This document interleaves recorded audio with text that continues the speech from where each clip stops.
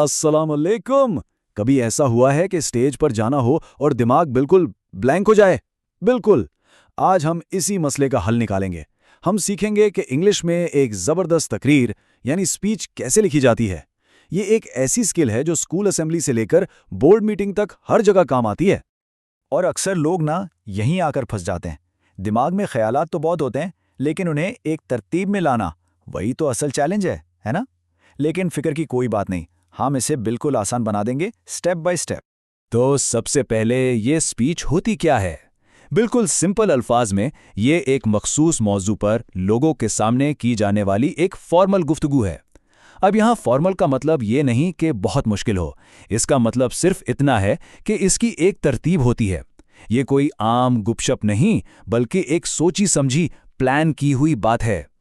तो ये रहा हमारा आज का रोड मैप। हम इन 5 पॉइंट से गुजरेंगे ताकि स्पीच लिखने का पूरा तरीका अच्छी तरह समझ में आ जाए। एक बिल्कुल साफ और सीधा रास्ता, बिल्कुल आपकी आने वाली स्पीच की तरह।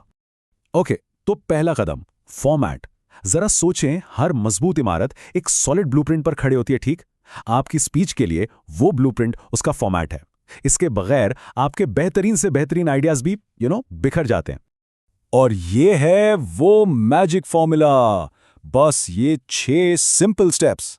टाइटल से शुरू करें, फिर ग्रीटिंग यानी सलाम दुआ, फिर इंट्रोडक्शन, मौजू का तारुफ, उसके बाद आपके मेन पॉइंट्स जो स्पीच का दिल होते हैं, फिर सबको समेटने के लिए कंक्लूजन, और आखिर में एक सिंपल सा थैंक यू। ये स्ट्रक्चर आपको कभी फेल नहीं होने देगा। चलें जी, अब जब हमारे पास ब्लूप्रिंट तैयार है तो अब वक्त है इस तकरीर की तामीर शुरू करने का। आएं, एक एक करके हर हिस्से को जोड़ते हैं। देखें, शुरुआत हमेशा एक गरम जोशी वाले सलाम से करनी चाहिए।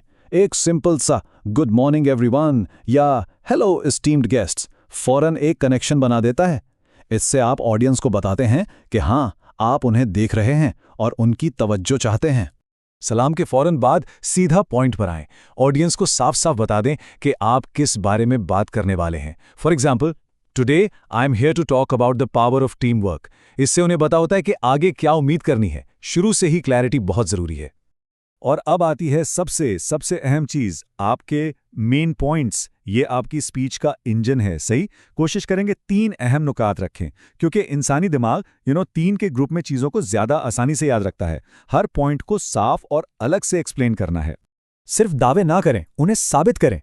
अपने पॉइंट्स को एग्जाम्पल्स यानी मिसालों और फैक्ट्स यानी हकाइक से सपोर्ट करें।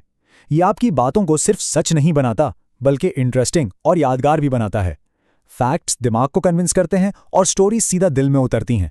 अब वक्त है सब कुछ समेटने का। कंक्लूजन का मतलब है सब कुछ एक साथ लाना। अपने मेन पॉइंट्स को मुख्तसरन दोहराएं और फिर एक पावरफुल यादगार लाइन के साथ अपनी बात खत्म करें। ऐसा कुछ कहें जो ऑडियंस को सोचने पर मजबूर कर दे। और आखिर में हमेशा अपने ऑडियंस का शुक्रिया अदा करें।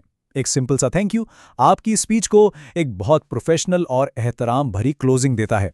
ये दिखाता है कि आप उनके वक्त की कदर करते हैं। चलिए आप कुछ ऐसी ज़बरदस्त टिप्स देखते हैं जो आपकी अच्छी स्पीच को एक बेहतरीन, एक यादगार स्पीच बना सकती हैं। ये वो फिनिशिंग टचेस हैं जो असल फ़र्क पैदा करती हैं। यहाँ 4 गोल्डन टिप्स हैं। नंबर 1, आम बोलचाल का अंदाज अपनाएं। याद रखें, आप लिख नहीं रहे, आप बात कर रहे हैं। नंबर 2, उसे इंटरेस्टिंग बनाएं। एक छोटी सी कहानी या एक हैरान कुन फैक्ट डाल दें। नंबर 3, छोटे जुमले यूज़ करें। बोलने में ये ज़्यादा पावरफुल होते हैं। और आखिर में हमेशा इख्तिताम एहतराम से करें। तो हमने क्या सीखा? हमने देखा कि एक असरदार स्पीच लिखना कोई रॉकेट साइंस नहीं है। ये एक स्किल है, और हर स्किल की तरह इसे एक साफ फॉर्मेट और कुछ आसान स्टेप से मास्टर किया जा सकता है। तो आखिरी और सबसे अहम बात यह है कि एक स्पीच सिर्फ एक रस्मी गुफ्तगू है जो एक सादे और वाज़ेह ढांचे पर बनाई जाती है, और वो ढांचा, वो ब्लूप्रिंट अब आपके पास है। ये वो बुनियाद है जिस पर आप कोई भी बेहतरीन तकरीर खड़ी कर सकते हैं। तो अब जब आपके पास ये सारे टूल्स हैं, सवाल ये है, वो पहला टॉपिक कौन सा होगा जिस पर आप अपनी नई स्किल आजमाएंगे? सोचना शुरू करें, क्योंकि अब आप बिल्कुल तैयार हैं। बहुत शुक्रिया।